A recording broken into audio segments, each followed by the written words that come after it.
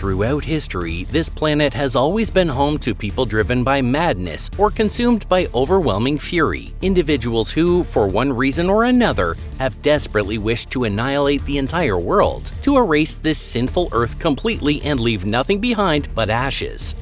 But what if one of those people, or perhaps a group, or even a powerful nation, actually managed to get their hands on the technology to turn that terrifying dream into reality?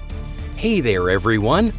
As unbelievable as it sounds, this nightmare scenario isn't just science fiction. It's a chillingly real possibility centered around a weapon known as the Cobalt bomb, one of the most horrifying doomsday devices ever conceived by mankind.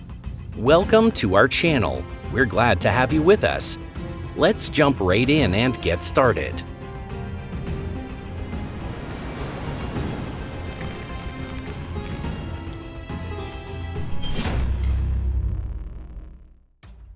The concept of the Cobalt bomb. The chilling idea of the Cobalt bomb was first introduced to humanity by none other than the brilliant physicist Leo Szilard. To be more precise, he wasn't proposing it as a goal, but rather raising the alarm about its terrifying feasibility. In many ways, Szilard seemed to possess an uncanny gift for foresight, earning him the reputation of being something of a modern-day Cassandra within the scientific community of the 21st century. In fact, it was Szilard himself who drafted that famous letter in 1939, the one that bore Albert Einstein's signature and would change the course of history. That letter warned President Franklin D. Roosevelt that Nazi Germany might be on the verge of developing a nuclear bomb. And indeed, that warning sparked a chain of events that led to America's own nuclear development program, which would eventually become known as the Manhattan Project. Szilard didn't just sound the alarm either, he became deeply involved in the project himself. Then, in 1950, seemingly out of nowhere, he made a haunting announcement that it was entirely possible to build a weapon capable of wiping out all life on Earth. And what he described wasn't just another so-called ordinary hydrogen bomb designed for physical destruction. The true horror of the Cobalt bomb lies in something far worse: the deadly radiation it unleashes, poisoning everything it touches. What exactly is a Cobalt bomb? In truth, when you compare it to the enormous theoretical and technical complexity behind developing a conventional hydrogen bomb, the basic concept of a Cobalt bomb is surprisingly simple. All it really takes is wrapping the core of a hydrogen bomb with an outer shell made of cobalt. That's it. In fact, there's only one kind of cobalt isotope that occurs naturally on Earth. It's Cobalt-59, or Co-59, a stable, non-radioactive form that doesn't pose any threat on its own. But when a hydrogen bomb detonates, that harmless shell of Co-59 is instantly blasted by an intense stream of high-energy neutrons. As a result, each Co-59 nucleus absorbs one extra neutron and transforms into an extremely unstable isotope, Cobalt-60 or Co-60. And as that radioactive Co-60 struggles to return to a stable state, it unleashes a surge of deadly gamma radiation. This isotope has a half-life, the time it takes for half of it to decay, of roughly 5.27 years. The detonation of a Cobalt bomb unfolds in 5 main stages. Stage 1: a nuclear explosion. Atoms of uranium or plutonium undergo a chain reaction and violently split apart. Stage 2: the hydrogen bomb goes off next, creating an environment of extreme heat and pressure. Stage 3: nuclear fusion kicks in. Lighter atomic nuclei combine into heavier elements, releasing even more energy. Stage 4: the neutrons produced by the fusion blast collide with the cobalt shell surrounding the bomb. Stage 5: the stable Cobalt-59 absorbs those neutrons and morphs into radioactive Cobalt-60.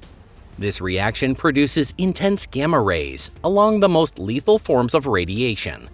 The radioactive dust that results from this process doesn't just stay local, it spreads, carried by wind and water, drifting far and wide before settling onto land, into rivers, and across entire oceans. The threat of the Cobalt bomb.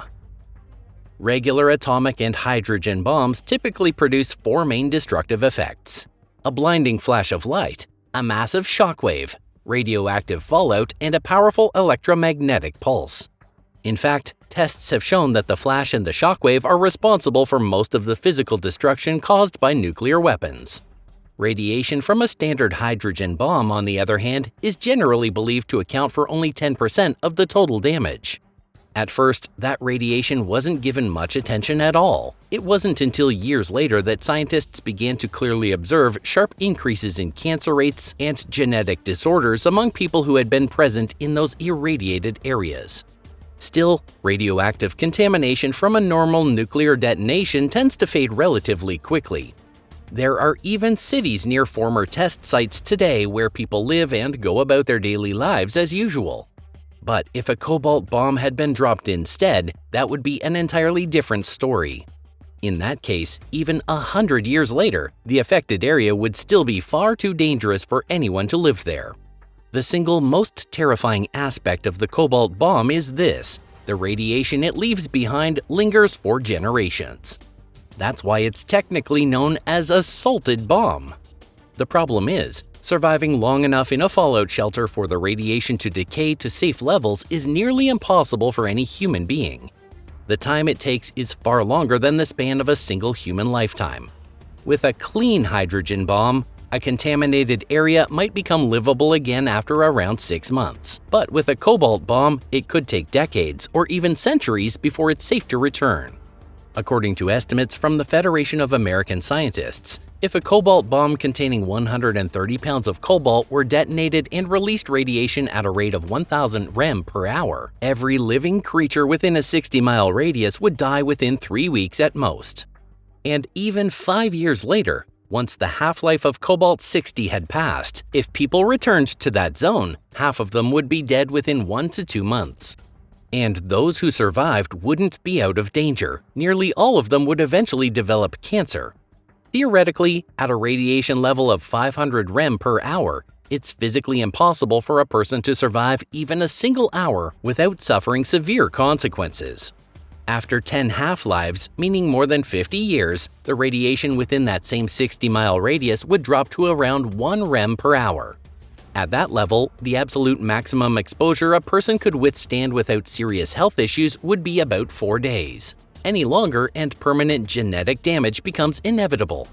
After 20 half-lives, about 100 years, the radiation would finally fall to roughly 0.1 millirem per hour. At that point, even the most heavily contaminated areas could once again support long-term human life. Still, even then, the cancer rate among residents would likely remain far higher than normal.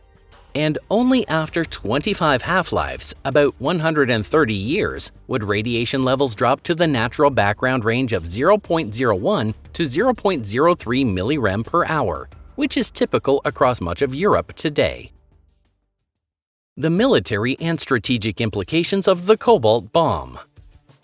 As you've seen, with just 130 pounds of cobalt, it's possible to turn everything within a 60-mile radius into a lifeless radioactive wasteland, one that could remain uninhabitable practically forever. And if the goal were to wipe out all life on Earth, scientists have calculated that spreading just 1 gram of Cobalt-60 for every square kilometer of land would be enough to do the job. Based on those estimates, it would take about 1.1 million pounds of Cobalt-60, that's 510 metric tons, to cause global extinction. To put that into perspective, that's only about as much weight as 3 large military cargo planes can carry. What's even more alarming is that cobalt isn't particularly rare. According to a 2024 report from the U.S. Geological Survey, the world's confirmed cobalt reserves now total over 11 million tons. That same year, global mining operations extracted close to 300,000 tons of it. But make no mistake, Leo Szilard, the man who proposed the cobalt bomb, wasn't some bloodthirsty madman. Through his research, he wanted to deliver a stark warning that with modern technology, it would be terrifyingly easy to wipe out humanity, and that the arms race was leading us down a suicidal path. When it comes to the cobalt bomb, that arms race is pointless in 2 different ways. From a purely military standpoint, the cobalt bomb serves absolutely no strategic value. After all, what's the point of turning enemy territory into a dead zone if no one, not even the victors, can ever use that land again? And radiation doesn't care about borders. It spreads indiscriminately, reaching not only the enemy's land but the attacker's own homeland as well. That's exactly why, right after the concept was introduced, scientists started referring to it with a chilling new name: the Doomsday Machine. If we have the ability to create the end of the world with our own hands, then why wait around for it to come on its own? In fact, if any nation ever truly wanted to exterminate all of humanity, they wouldn't even need to launch a missile. Just detonating a powerful cobalt bomb on their own soil would be enough. From there, the wind and rain would do the rest, carrying the radioactive death cloud across the entire planet. Naturally, the people of the attacking country would be the first to die, but that doesn't mean anyone else would be spared. Thinking about it this way, you might feel a bit of relief. Maybe such a bomb will never actually be built. And you'd be right. Even during the most dangerous moments of the Cold War, there's no record of any country seriously attempting to construct a cobalt bomb. Interestingly, the nation that came closest wasn't the US or the Soviet Union, it was the United Kingdom. In the early 1960s, Britain conducted hydrogen bomb tests in Australia, where cobalt was studied for its radiochemical properties.